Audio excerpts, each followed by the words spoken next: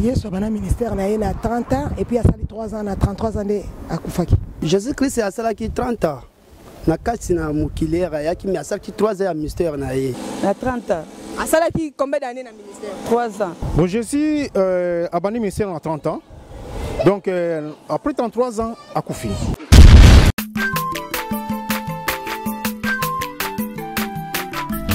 Azamwana motote po akosangai abongwa ni pete po awangata Nzambe ya le Nazarien, le Nazarien.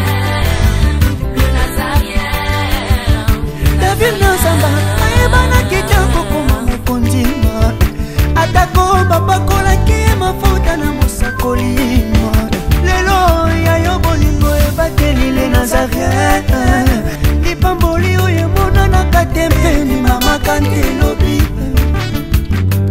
kola pie mapapu masopi mafuta tokokisi ena elongo na Nzambe oyo babenga na makomi Jésus.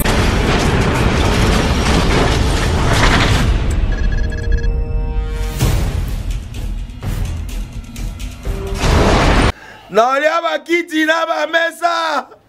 Ah. Atanya ukondoko. Namona yo. Nachayo na mwamba. La minito na kata pena katikata saga fufu.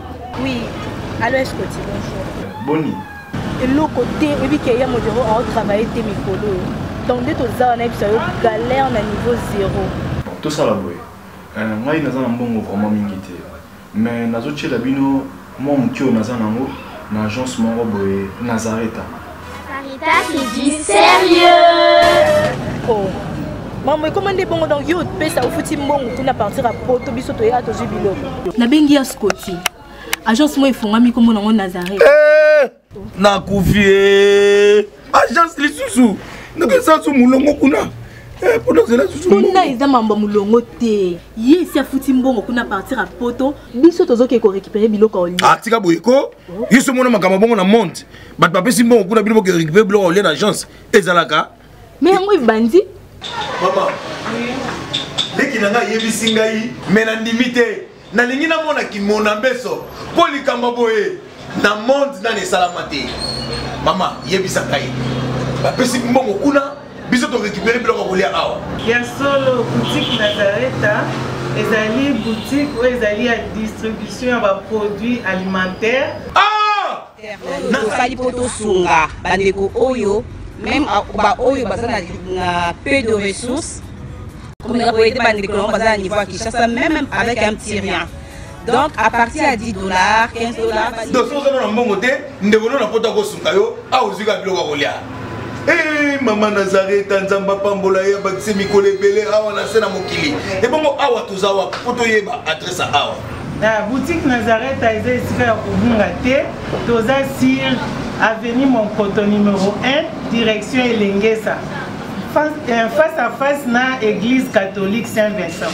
Ah, direction Elengesa, Monkoto numéro 1, à face à l'église catholique Ah, c'est ça, d'accord.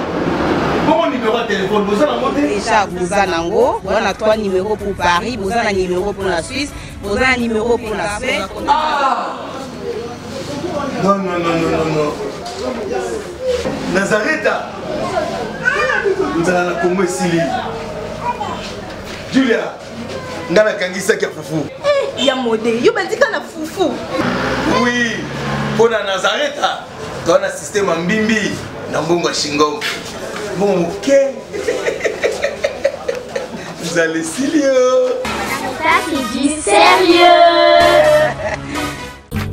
Abongwani pete, po awangata.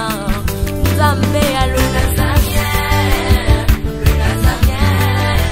Très chers internautes, nous vous saluons, peuple de Dieu, vous qui nous suivez de partout dans le monde. Tozana et Sengo, yakoeba que vous êtes tellement nombreux.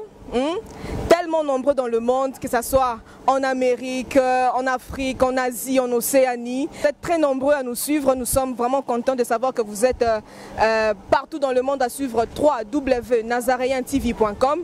Ici, c'est votre émission micro offert. Donc les lots aux dimanche, tokiti sur le terrain parce que spécialité à micro offert et ça que tozalaraka kana studio il y a le Nazaréen té. Donc tobimara libanda, tokenda kota la ndenge nini bana na Nzambe zali libanda en fait parce que tozara na question moko oyo topozara na bana na Nzambe concernant la Bible bien sûr et aujourd'hui, dimanche, il y a l'élo. Là, nous sommes sur terrain et alors la question, le micro va être posé. Bandeko Bazawa, papa, s'il vous plaît. Voilà, donc, Tozawa, posé, j'espère qu'à la mesure, il y a qu'à répondre. Voilà, n'attendre un micro. Bonjour, papa. Bonjour, ma soeur. Voilà, pour Bandeko Bazolanda Bisso, je vais vous présenter. D'abord, est-ce que vous êtes chrétien? Et puis, comment on au pied au sein de l'église? Bon, comme l'anga Kalikalala, nous sommes chrétiens, ensemble à l'église Cité de Gloire, nous sommes messagers, Toti Kilt, le dimanche, nous sommes ensemble à Bissau. Merci le frère Kali. Je crois que aux chrétiens, donc et c'est que question à opposer, et ça simple. N'ayina yebabo, papa Kali. Yesu, biso se semble la Yesu. Oui. Donc dimela n'est-ce pas? Bon, yebisa sko bandero ba Olanda yo nangai mnazo tuno motuna. Yesu wana biso to sambelara. Abanda ministère na âge nini. Et puis deuxième en fait na première question na sous question ça asalaki mibu boni na ministère na ye. Bon, je suis abandonné ministère à 30 ans. Donc après 33 ans à Koufi. Donc pose à la claire, on répond à Bisso directement. Abanda qui na âge nini et puis asalaki combien d'années? Oui, donc le ministère a 3 ans. OK, abandonné ministère a 30 ans. Donc, ils ont mis il y a 3 ans. Mais surtout, le but historique, le ministère je crois qu'il y a 7 ans, voire même naissance, n'est qu'à. Mais les lots pour ils allaient officiellement, ils allaient abandonner à 30 ans. Donc, le ministère a encore 3 ans. Voilà, Tozana maman Nabiso Awa, n'attendre Miko. Bonjour maman. Bonjour. Voilà, Tonto Yeba, Kombo Nani et puis au sein de l'église Nini. Kombo Nangaïma Florence. Ensemble à l'église à Cité de Gloire messager. Voilà. Merci maman Florence. Bandeko bazolanda yo nangai tonto yeba Yesu, hein, Yesu to sambela. Abanda ministère na âge nini. Et puis asala ki yango pendant combien d'années? Abanda ministère na. Le maman makasi maman. Abanda ministère na 30 ans. Ngala yebi tenga na tunio. Yebi sa biso abanda ministère na âge nini? Na 30 ans. Asala ki combien d'années na ministère? 3 ans. Merci maman. Vous êtes sûr la réponse wana? Naza sûr la réponse. Bonjour frère. Bonjour ma soeur. Ok. C'est présenté dans Bandeko Bazolanda, Kombono Nani. Comment on frère Malachi Bokia. Ensemble à l'église de la Cité de Gloire. Ok, merci frère Malachi. Voilà, Tongi Toyeba, Yesu a Bandaki ministère na âge nini et puis à Salaki combien d'années na kata ministère? Jésus-Christ est à Salaki 30 ans. Na katina mukilera yaki mi à Salaki 3 ans à ministère na ye. Donc voilà, donc pour Nayo, à Salaki 30 ans et puis 3 ans à ministère. Donc on a tué Zaki à Bandeko Mila Sakaka. Non, ça va, ça va. Je vois que la réponse est personne. Merci papa. Maman, pour na Bandeko Bazo Talayo, Oebisabiso, comment on a ni pu prier en église? Maman Mado. Où la caméra, pardon? Maman Mado Ndungu. La prière à Misko. Et ça, dit Maman Mado, yebisa ba na Nzambe Yesu abanda ministère nae na âge nini et puis asala combien d'années na ministère? Yesu abanda ministère nae na 30 ans et puis asali 3 ans na 33 ans à Koufaki. Merci maman. 3 ans na ministère. Voici voilà, j'allais dire merci très chers internautes. Balandi il y a 3w.nazaréen TV. Bozalaki ebele ya kolanda, j'espère nanga na bino tozui chance ya kolanda ba na Nzambe ou ba pesi réponse na mutuna o ezaki destiné na bango na journée à lelo. Voilà, nous sommes arrivés à la fin. Micro et kozonga na plateau toko découvrir mosala Nzambe nini o ya kozala Azad disposé pour couper sa réponse na question posée na dimanche à l'élo. Merci d'avoir été nombreux à nous suivre. Le rendez-vous est fixé pour le dimanche prochain. D'ici là, portez-vous bien. En attendant les retours de Jésus-Christ, on est ensemble. Bye. Bien-aimé Bandeko Batal Nabiso, Boulandara Biso partout dans le monde. Bandeko www.nazaréentv.com. Vraiment, on a fait nous sommes beaux Bisika Bozali. Émission Nabiso, tout le monde qui Bandeko Belé, a fait réponse pour l'émission Nabiso vraiment. Pour na kotuna bateau le banzambe parce que bible dit que soki bokoumela kati na maloba na ngai bokoyeba solo pe solo ekosikola bino. Alors bato ebele tomonaka bazoumela na église mais bazoumela te na parole de Dieu. Ok, moto azoumela na kati ya parole, il faut ayeba parole. Bato tune na église asali combien asali 10 ans par exemple, nasali 5 ans. Mais so tune pesanga ta 3 versets 4 versets ayebite. Mais na félicité bandeko nyonso yo na émission na biso bapesi ba nzambo bapesi ba réponse moko ya bien selon na kolanisa maliluba nzambe ndenge Bible nezali miroir na biso o éclairaka biso eza référence na biso. Alors bandeko bapesi ba réponse ya bien oyo ekokani na ba mituna totuna ki bango vraiment nzambe apambola bango susu nzambe apesa bango su mayele pe ya kokoba su na kati lo banzambe koyeba bango su koleka.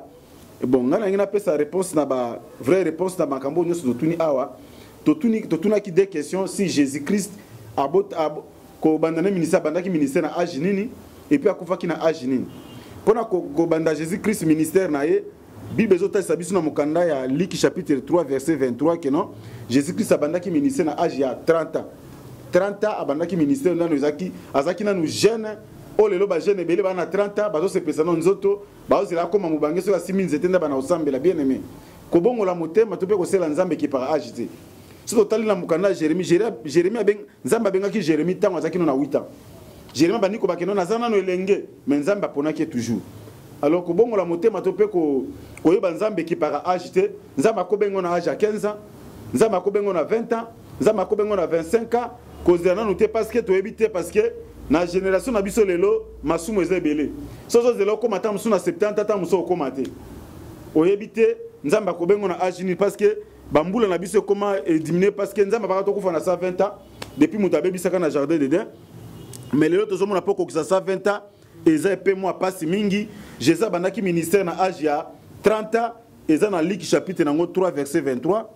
Bon âge Jésus-Christ a kufi et Bible pende lobela ngote mais tozo bango na référence ya Bible sur total Bible tozo mona que Jésus a fêtaki 3 fêtes grande fête tu ba dif bazaki nango précisément fête ya Pâques asala célébrer 3 par fête zalaki une fois na moi na nemoko fête zalaki mbala moko mais Jésus babiki a fêté kango 3 fois cela veut dire cela qui 3 ans à ministère après ça à Koufi wana tozo tala ngona mokanda ya Jean chapitre 6 verset 1 à 4 totangi suna Jean chapitre 12 verset 12 à 19 totangi suka na Jean chapitre 13 verset 1 na Ancien Testament totangi na Lévitique chapitre 23 verset 1 à 44 Bible zola sabiso fête ya bayuda po babane ko célébrer yango Jésus na parcours na ye tanga bani ministère a fêtaki Pâques pendant 3 fois par na par fêtaki une fois a fêté 3 fois cela veut dire 3 ans de Jésus a kufaki cela veut dire Bible éclaircie biso na que non Jésus a qui 3 ans ministère tango pe akufaki a salaki toujours salaki 3 jours tala toujours chiffre 3 boyebi chiffre 3 ndenge la saketa beto ben on peut chiffre ya perfection chiffre accomplissement toujours ezalaki bongo yango exhortation nga muke nga koloba ngwana na ngi opesa ka muke ba bandeko na biso pasteur il faut to luka ba na biso tozo kamba bai ba kaloba nzambe mondi mako sala 3 à 4 à 5 à ba parole te biso to biso bandi biso na offrande ça va mais il faut to zo ka tango kolakisa bango parole de Dieu parce que Bible dit qu'au commencement était la parole et la parole était avec Dieu et la parole était Dieu. Moi dans nzambe bili loba nzambe diable akokima musika nae. Tango Jésus diable a mekaina tango azaki na jeune 40 jours 40 nuits et loko le saki Jésus qui parole tango diable bi qu'il est écrit Jésus pas bi qu'il est écrit ça veut dire mon nzambe soka yebi lo banzambe diable abanga ka mutaza na connaissance sa parole abanga ate nombre bambulo sen église mais so comme na connaissance sa parole nde diable akokima yo biso ba pasteur ba évangéliste ba apôtre ba docteur ba prophète to la sabana na biso ba kola na lo banzambe nde kozala malamu mingi vraiment na pesi bino balandi na biso mbote to kutana na numéro mosusu na pesi bino mbote.